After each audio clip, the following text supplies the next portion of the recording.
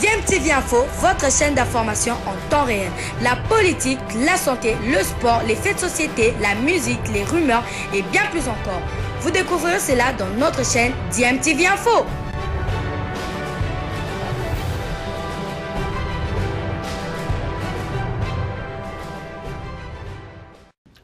Vous êtes sur DMTV, bonjour ou bonsoir, tout dépend de l'heure à laquelle vous nous suivez. Tout le plaisir est pour nous de vous retrouver, mais surtout de savoir que vous êtes nombreux en train de suivre votre chaîne YouTube DMTV. DMTV qui vous propose l'actualité, mais vous propose également des analyses et des réflexions sur des sujets d'actualité, sur des faits sociaux ou tout simplement des réalités que nous observons ici chez nous en République démocratique du Congo. C'est l'heure de notre tour d'horizon que nous vous proposons, histoire de vous donner quelques news que nous avons pu récolter de certains internationaux congolais. Et ce petit tour d'horizon va nous amener essentiellement en Angleterre, en deuxième division anglaise Championship, où les Congolais se sont bien illustrés au cours de la troisième journée du Championship, le championnat anglais de deuxième division. Et nous allons débuter ce petit tour d'horizon par cette confrontation entre Benik Afobe, son équipe de Millwall, et Niskens Kebano avec son équipe de Fulham.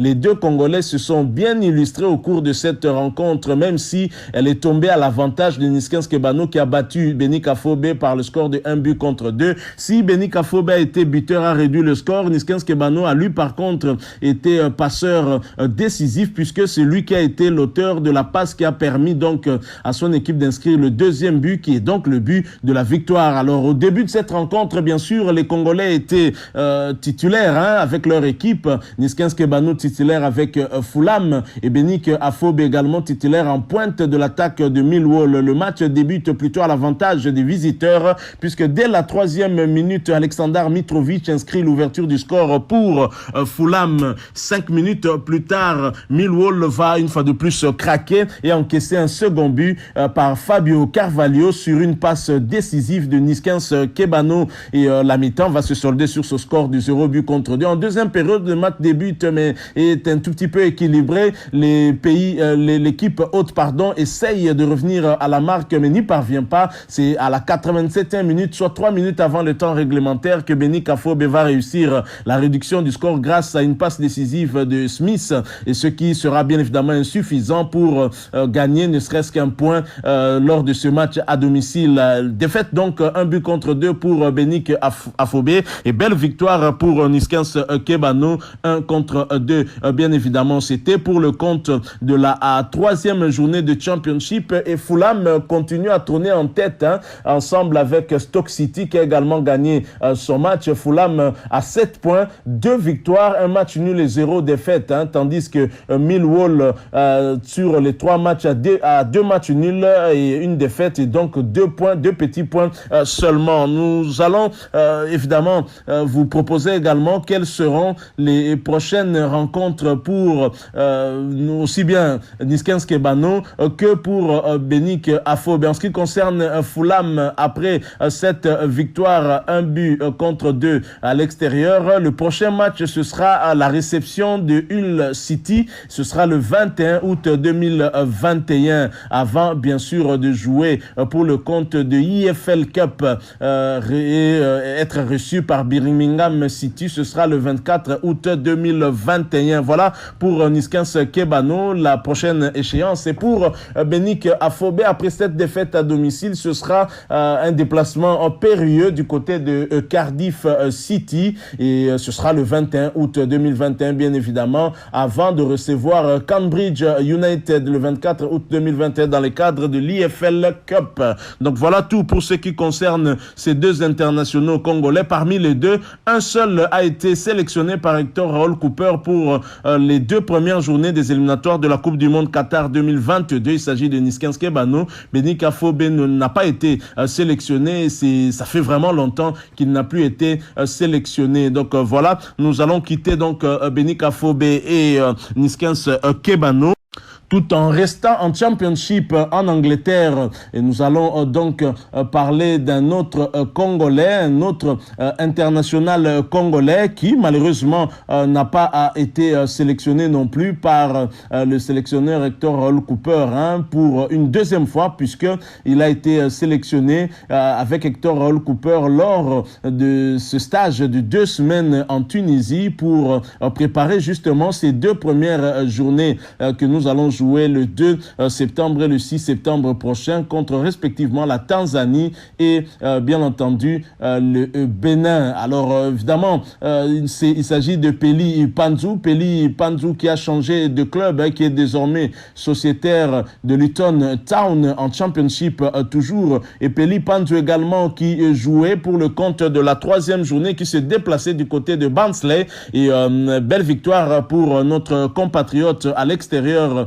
0 but contre 1. Et bien sûr pour ce match, Peli Rudok Panzu était évidemment titulaire au milieu de terrain de cette équipe de Luton Town, un match remporté par les visiteurs dès la 4e minute. Finalement, on assiste à début très matinal, aussi bien lors du match Millwall-Fulham et même lors de ce match Barnsley-Luton Town. C'est à la 4e minute que Amari Bell inscrit l'ouverture du score et l'unique but de la rencontre d'ailleurs. Et bien évidemment, suite à ce but, la première mi-temps se solde sur cet avantage de 0 but contre 1. En seconde période, malgré les nombreuses tentatives de l'équipe Barnsley, le score reste inchangé et bien entendu, notre compatriote Peli Panzu a joué toute la rencontre. Il a été titularisé en tout cas comme Niskens Kebano ainsi que Benik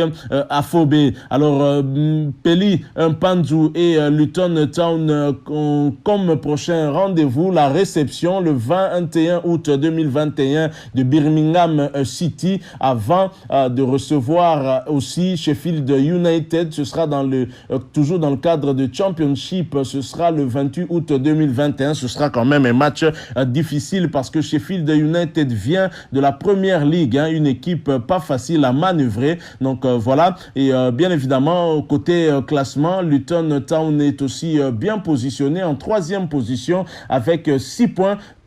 Au terme de 3 journées, 2 victoires, 0 match nul et 1 défaite. Donc ça va plutôt bien pour nos compatriotes qui évoluent du côté de l'Angleterre en Championship. Voilà, nous avons fini avec ce petit tour d'horizon du côté de l'Angleterre. Nous allons atterrir ici en République démocratique du Congo pour clôturer ce petit tour d'horizon.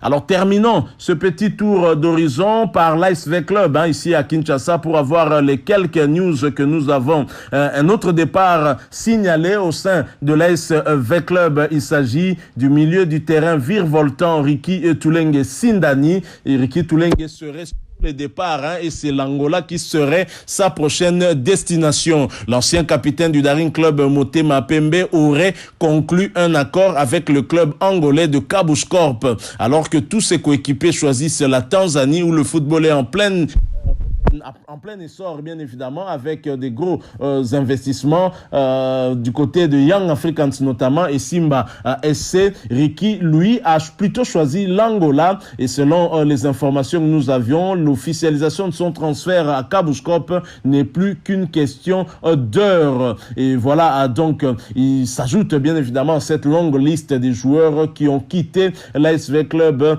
cette saison. Et vous connaissez les problèmes qu'il y a autour de l'ASV Club. Mais cela n'empêche pas le club de la capitale congolaise de se refaire aussi une santé en renouvelant son effectif.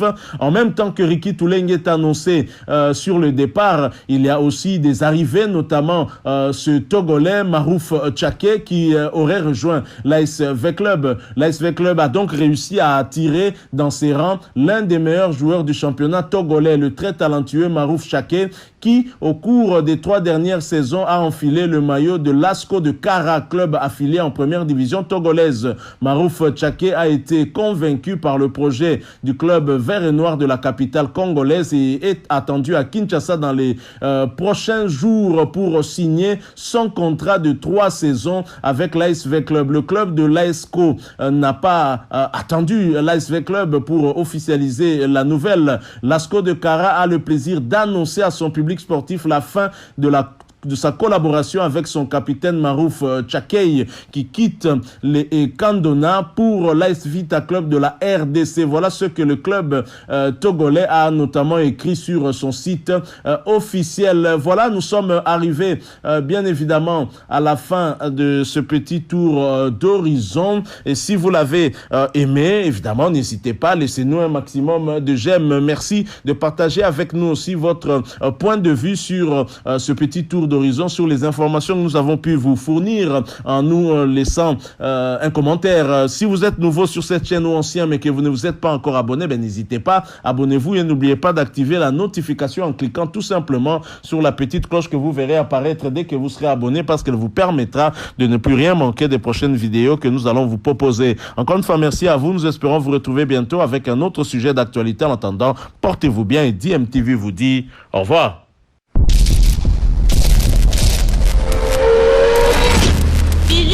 Kamalo bana ebele